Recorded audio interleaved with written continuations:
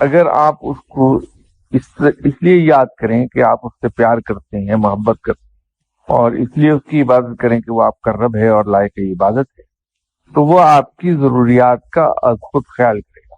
और अगर आपने इस नियत के साथ उसकी इबादत की कि अच्छा मैं ये नमाज पढ़ लूं ताकि मेरी फलां हाजत रवा हो जाए, मैं ये वजीफा कर लूं कि मेरा फलां काम हो जाए, तो काम तो हो जाएगा, लेकिन रब ना मिला, क्योंकि आपने तो मजदूरी की, उसके साथ एक कॉन्ट्रैक्ट कर लिया कि मैं ये इबादत करूंगा तो मेरा ये काम कर देना। उसकी इबादत कीजिए इस नियत से नहीं कि मेरी फलां हाजत जो है वो पूरी हो जाए, मेरा फलां मुश्किल खत्म हो जाए।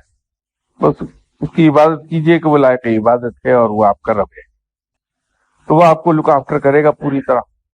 इसके अंदर ट्रिक यही है।